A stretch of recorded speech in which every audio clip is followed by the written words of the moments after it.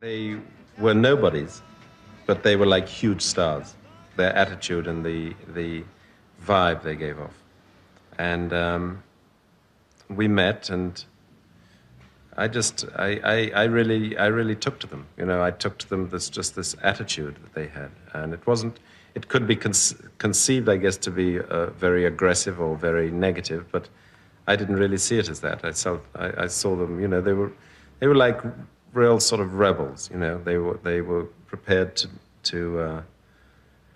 they were ready to work, but they wanted to do everything pretty much on their own terms. You know, and so I made a deal with them, which in a sense was risky, which was to contract with them to give them some money to go off and make a record.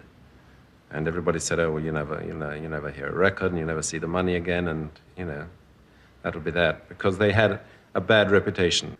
And a few months later, I went down to Jamaica, and I rang them up, and you know, wondering if I was going to hear anything, if there was going to be anything for me to hear. And they came around, picked me up at the hotel, and played me "Catch a Fire." And I know enough about recording to know that £4,000 was in that record. It wasn't working as it was with the three of them. One didn't want to leave Jamaica at all, who was Bunny. He never wanted to leave Jamaica, wanted to stay there. Peter Tosh did want to tour, didn't want to tour, did want to tour, didn't want to tour. It's very difficult to work with a band on that basis. It's tough to work with a band on that basis if they're in the same town as you are.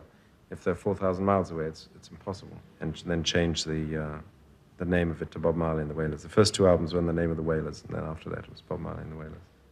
Well, he was a real leader, a real folk leader in the real sense. He was really that, you know. He never changed from that. He never essentially changed as a person at all. He was the same person all the time, essentially.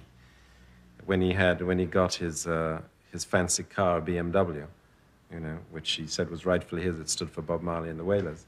But when he would drive into the ghetto, he would never lock the car. You know, he would just get out of it. He wouldn't leave the windows open or whatever. He never separated himself from the people. And do you think they enjoyed his success and his material success as well? Very much so, definitely. Because he was a generous-hearted person. He wasn't a mean-spirited person. He was a very generous person. He kept about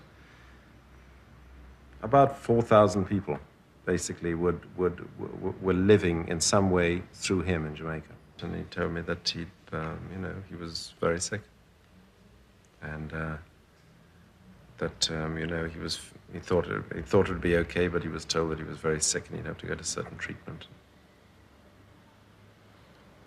Did you, as it progressed, the illness, do you think how far was he affected by it? I mean, how far was he optimistic? How far was he fatalistic about it? He seemed optimistic right up until almost the very end.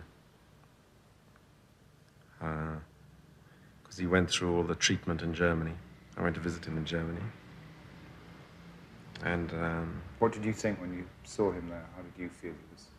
I was horrified when I saw him there, because he looked 80 years old. He looked completely different.